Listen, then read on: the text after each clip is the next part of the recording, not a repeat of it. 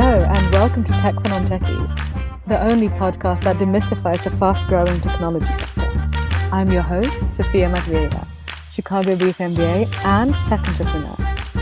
My aim here is to give you the skills, knowledge and confidence to find opportunities in the tech sector, whether that's through founding a company, getting a dream job, or bringing a fresh perspective to your work. Hello. Welcome back from the summer break. I've actually missed working in a weird way. That probably makes me very strange. Anyway, so on this episode, we are discussing how to work and hire outsourced product teams. This episode is an excerpt of a masterclass that we had on Tech for Non-Techies on this very topic. And the person who is leading this excellent masterclass is Igor Moliver. Igor works at Remedy Product Studio, where his team makes products for companies including ClassPass. This is a great session for non-technical founders and for product managers. And also, I especially love the way Igor explains how to think about product cost. So here's Igor. Igor, why don't you tell us about who you are? Because when we were speaking, your journey and kind of how you got to where you are today is interesting and also really shows why you're an expert to talk about what you're talking about. So firstly, thank you for having me. I love your articles and your newsletter, and I'm a big fan of Tech for Non-Techies, so I consider this an honor to be here today. That's the way to start. That is the way everybody... Yeah, that's it. We can call it a day. We're good. That'll go straight to the sizzle reel. I'm going to be pretty brief with my introduction here because what I'd really love to do is answer your questions and hear from the community and just provide as much useful information as I can there. So to start out, I am somebody who maybe has become more technical over time, but I definitely started out as a non-techie. I did not study computer science in college. I was actually a poli-sci major at Tufts. So you too? Well, I guess it's, Chicago, not at Tufts, but yeah, political science, University of Chicago, University of Bristol in the UK. So. There you go. So it's a lot of interesting people taking a subject that they will never actually use. But I really enjoyed the entrepreneurship class I actually had at Tufts, and they were a good, I guess, sign of things to come. I started my career in sports marketing and sports media. I was at ESPN for 3 years, and I worked on the launch team as an analyst of the Watch ESPN app. So for those of you that are not familiar, Watch ESPN was a very kind of novel thing at the time. It was the first live streaming app that streamed exactly what you saw on the TV on your phone simultaneously. And so we were the first ones to launch an app like that. And so there were a lot of actual business questions and problems that came up during that process. And I was on the team that was geared towards solving them. But one of the main things I learned at ESPN was that I hated working for a big company. And that's not something that I wanted to do throughout my career. I left to start my own startup in the sports marketing realm. I started with a friend who was from Nike. So he was really running the marketing and sales side. I was running the product and business side. And I think that's probably going to be a very useful part for our discussion because I'm sure a lot of you are thinking about what can I do to build an early tech product, and there's obviously a lot of options available. And I would say we used a lot of those options, and we made plenty of mistakes on all of them. So you get to hear from my mistakes, so hopefully you don't make them. But over the course of that time, we at one point hired full-time engineers. At one point, we used independent contractors. And then eventually we hired a product development company, which I'll tell you about because it's the company I now work for. Igor, I have worked with outsourced developers. I'm working with outsourced developers now. I've had very positive experiences. So I think it's a really, really good thing. But also, I have a super awesome technical advisor who has basically saved me from all the decisions that I would have made if he wasn't around. But also, even then, we made some mistakes. But that's kind of part of startup life. We made some technical mistakes, but what we've been really lucky with is we've always worked with honorable people. We've never been screwed over. We've never had kind of people running away with our code, which I know has happened. So I'd love to know kind of what are you doing now and how did you end up there? the third step in that process for my startup One Place was that we ended up hiring a product development company. And they came very highly recommended from my technical advisor, actually. My technical advisor at the time was head of product at ClassPass. He still is, Justin. And he, after we had, some experience with independent contractors that was really negative and struggled to retain full-time talent, he ended up recommending that, I look at some outside options and said, well, if you're going to look at outside options, look at the company I use for ClassPass, and that was Remedy. Mm-hmm. So I met with those co-founders. I met with actually about 40 companies. And so we can, and we'll talk through some of the different types, because the first step was really deciding the kind of company I wanted to work with. And then it was deciding the specific company. And I ended up hiring them. What I was so impressed by was that they were a really good partner to me in helping think through what I should be building, and not just yes men executing whatever I told them. And they ended up delivering what I wanted under budget and ahead of schedule, which really, doesn't, you don't hear about that often. And so I became a real evangelist for them. I was sending my friends to them. Whenever people would ask me, who can I use? I'd recommend them. And during the course of that time, Remedy ended up asking me to consult on the product side. They were really happy with how I ran the product for my startup and wanted some product management consulting. And at one point, they actually made an investment offer for my company. And the kind of agreement we had was that they would invest in One Place, but that I would also join Remedy on a full-time basis so we can operate both entities together. And that's what we ended up doing. And so now I'm head of product and strategy over at Remedy. And that means I run the product management team. So that's product management and design for us. And then I also lead our investments, which is really the strategy portion.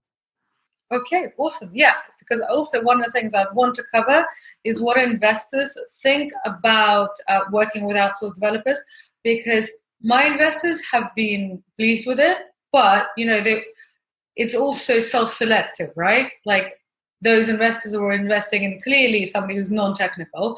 And so I always told them that this is what we're going to do. But then for those of you who were on the session that we had in August with Andrew Ackerman, who is the MD at Dream Adventures, they're based in New York. I don't know, Iggy, if you would know them. And he was saying that essentially, unless you're building kind of an e-commerce company to make mattresses, you shouldn't work with outsourced developers. So he has a very, very different point of view. But, I would say a little bit old school, but it's a point of view. So just before we continue, I just want to read out who we have on. So we've got Stephen. Hi, Stephen, who's working on a new startup. Oh, it's the early days of enthusiasm. I remember those days, and then life just beats you down. I'm down days. Yeah, I'm in year 4 when you're like just dragging it along. So Stephen's got a permanent CTO. That's great, and you've got one outsourced developer to develop an MVP. That is a super exciting stage. I'm kind of jealous. We've got Marius, who is a co-founder and CEO of an early growth stage startup and leading a tech team of 8 people. Well, it can't be that early stage if it's 8 people. As a non-tech guy, that's a hard job. So well done, Marius.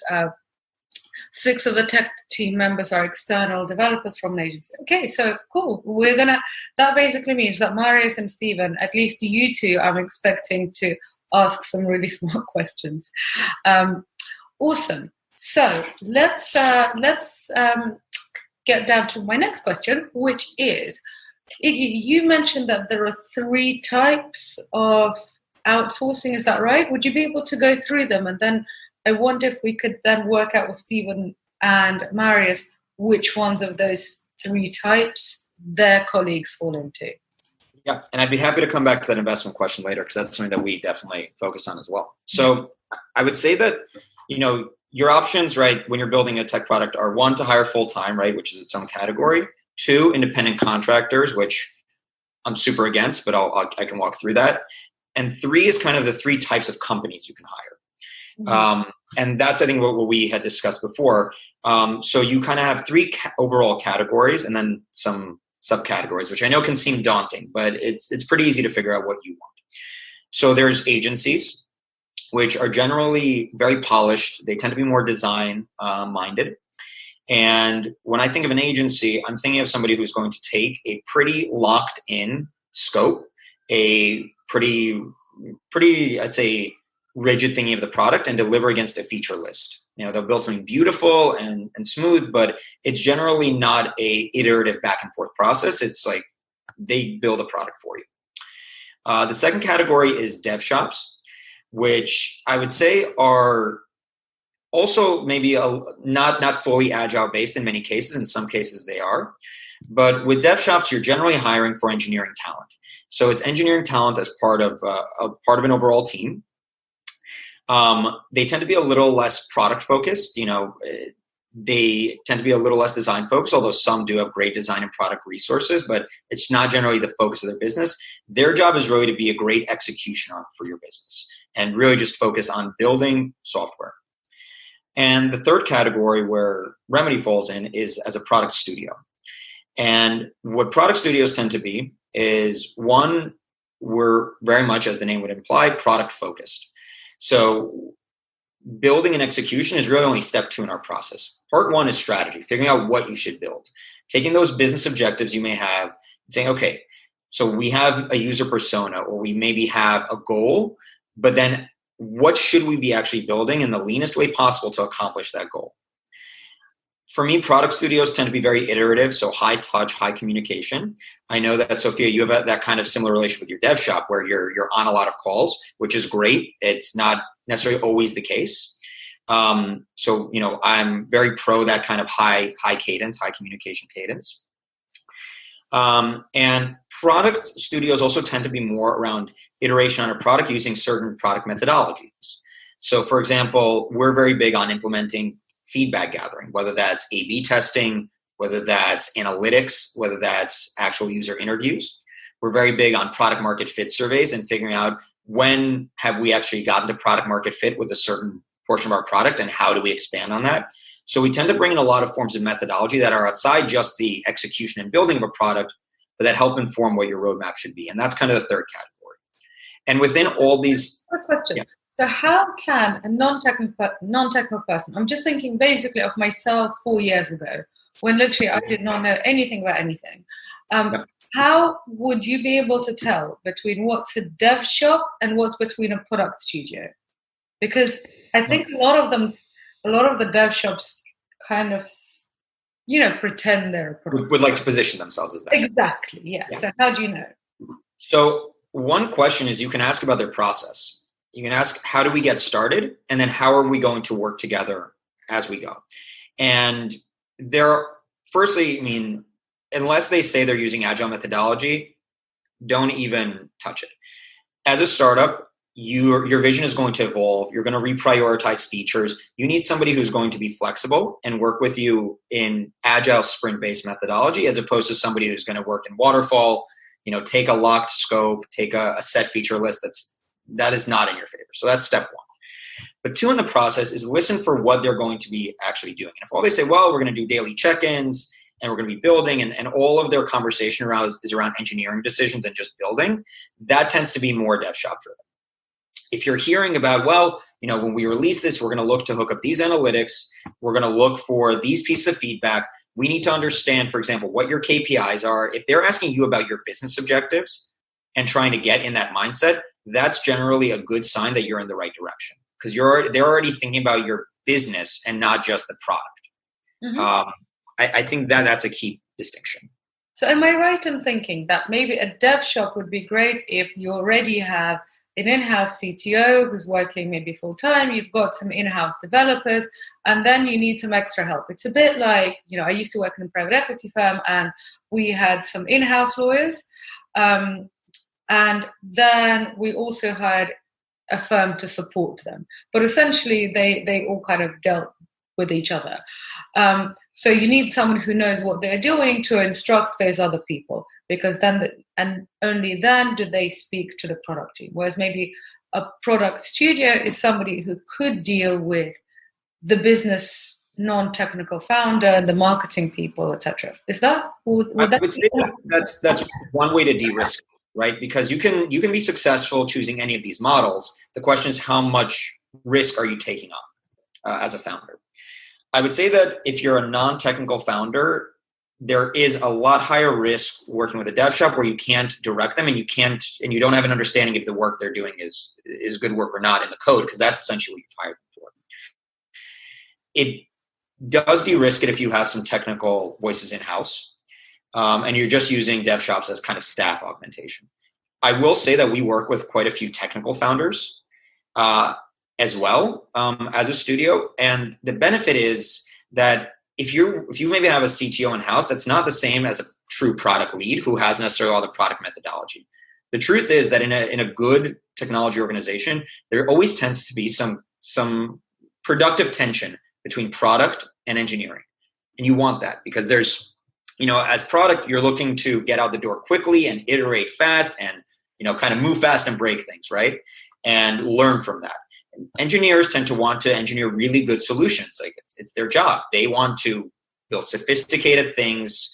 And I think you have that back and forth. So when we work with the technical team, obviously the CTO is maybe setting architecture, and maybe we're just working on a platform or just a product line within the overall product.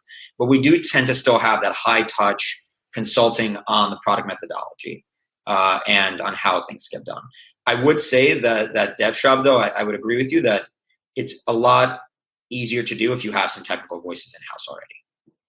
So again, just to make things super simple, it'd be great if you could tell us a little bit about what a product team is and what they do. Because honestly, so I was one of those people who started a tech company and did not know what a product manager was. Like, I actually managed to even raise money. I have no idea how I managed to get away with it, but I did. But nobody comes out of the womb knowing what a product manager is. And, when I was graduating college, it was investment banks and consultancies that were recruiting me and my friends. Not, Facebook didn't, I think Facebook was just founded. So what is a product manager? Why are they important? And why is there, this tension that you're talking about? Who is more important in the tension? Like, how do you resolve that tension? Is the product manager the boss? A lot of questions. Sorry. Yeah, okay. I would say that in probably my favorite product book, inspired by Marty Kagan, he makes the point that the product manager is a CEO, but without any authority to tell people what to do. You have to lead from a place of consensus building and kind of managing various stakeholders. So you're right. Product management, in the way we think of it today, has really evolved a lot. And at least when I was in school, there were no product management courses that I could have taken at my college. When I think of product management, you're essentially the go-between between the business side and the technology side. You're essentially translating business objectives and business requirements to how they're going to get built on the technology side, to what you're actually going to build on the technology side. So your job is to be very close to users, whether that's, if you're B2B SaaS, that means your customers, the other companies. If you are a consumer-facing product, that means to end users, and really getting in their mindset, understanding what problems you're solving for them, and figuring out what you need to build to solve those problems. And then you're leading engineers in doing that. So when I think of product studio, when I think of product versus engineering, a product team is inherently going to be cross-functional. Cross-functional meaning it's going to be led by a product manager. It's going to have engineers. Maybe it's going to have some designers. Depending on the size of your organization, maybe it'll have some testing. Maybe it'll have a business analyst if you're kind of in a more corporate setting. Whereas an engineering team is just generally engineering positions, right? Front end, back end, maybe some DevOps, etc.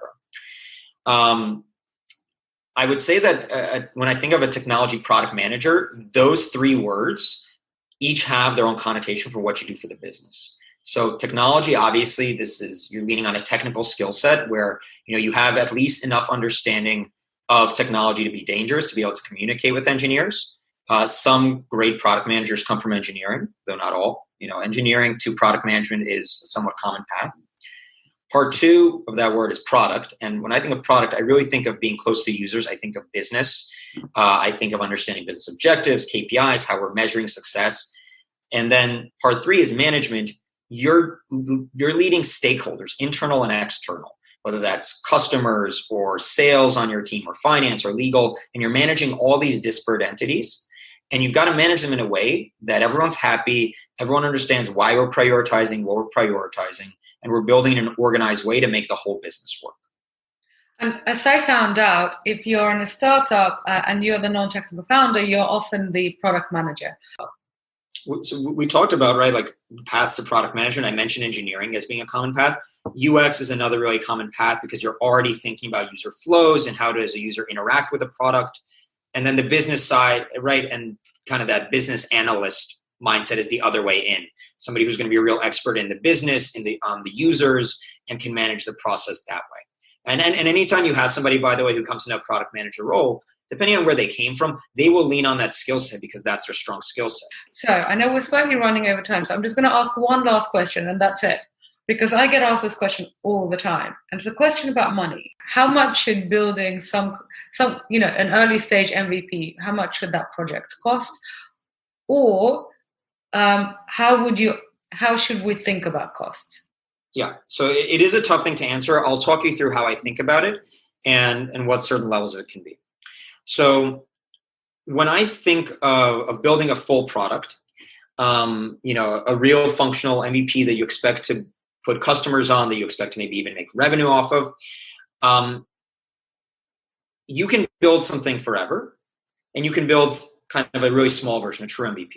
So firstly, if you understand your user persona and are testing just a few things initially, which is what an MVP is, right? It's testing assumptions in the leanest way possible. You should think about trying to constrain the amount of time you want to put into that MVP. When we think about MVPs, we think of a process that's generally 8 to 12 weeks. Some take a little shorter, some take a little longer. But if somebody's saying your MVP is going to take 6 months, that's too much. That's too big of an MVP. So that's one thing, right? Think about what can you get done during that amount of time. And that's not going to be your whole product. That's not going to be every bell and whistle you want, but it should be enough to test those assumptions.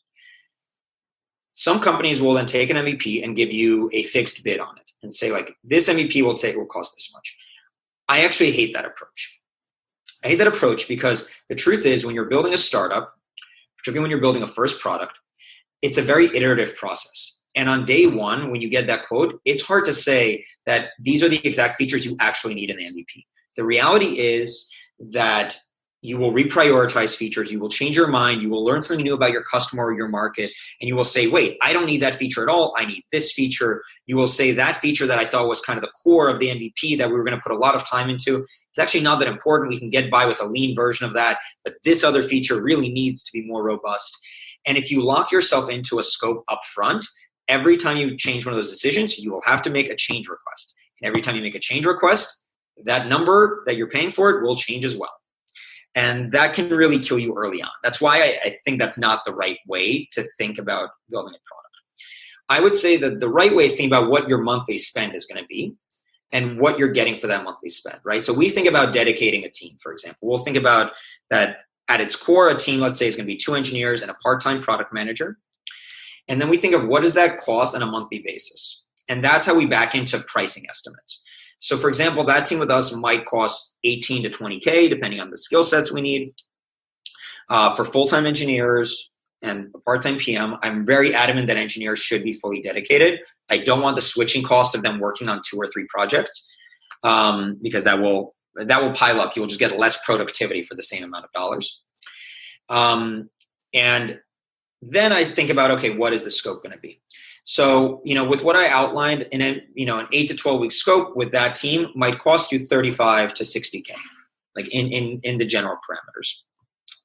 We had an MVP that we did earlier this year, which the actual MVP of the first product we put out took 4 weeks and was 1 engineer and 1 PM because we really got to a very kind of core user persona and we knew how to test that early on. That the MVP itself ended up costing like $10,000 or $12,000. However, we were gathering feedback, and as we gathered feedback, we were continuing to iterate upon it. So the first really, strong version that we were confident putting out of beta was only 4 months down the line. So like in the end, that cost was still in that range. I would say that you should think about what your monthly spend will be because your MVP is never going to be all your spend. You're going to learn from your MVP that you did a lot of things wrong. You need to have more sitting behind, more, as we call it, dry powder sitting that you can throw into product development. So, for us, I tell companies to think about if the founder has enough connections or enough investor interest, to think about having at least a year of development costs reserved. So in our case, that's going to be somewhere like between, call it 220 and 350K that they should think about allocating to development. Obviously, it's not easy to get there. I know that's a lot of money. And they should also, by the way, then have money for marketing and actually getting users on the platform. Technology is not the only thing you need. But oftentimes there's steps in between. So we talked about how can you get by the most amount of time on the least amount of money. You may have conversations with your investors and come to the point where they're willing to give you money if you show them a good clickable prototype, where you show them what the product's going to look like. That's obviously a lot cheaper than building a product. You should be able to get that done for well under 10K. And so that may be enough. It's important to know what your goal with that first product is. If it's to raise investment, then oftentimes investors, particularly pre-seed investors, angels, will fund you based on the promise of that first thing you put out. And a prototype may be enough there. If you're trying to build a product that you're actually going to commercialize, or you're going to actually start to generate revenue from, that requires a certain level of sophistication that's even beyond an MVP, right? Because that's not only do we solve your core problem, but we do it in a way that you're willing to pay us for it. And that's generally another step up. So I'd say you need to know what your goal with an MVP is. Are we just gathering user feedback? Are we raising investment? Are we generating revenue? And that will help guide how much you need there. Obviously, there's different costs for developers in different regions. You could hear a wide range of numbers. And I did as a founder, and I certainly see them when we talk to founders. I would say that if somebody tells you with certainty that your MVP is going to cost exactly this dollar amount, that's also a red flag. That tells me that they're not thinking like a startup.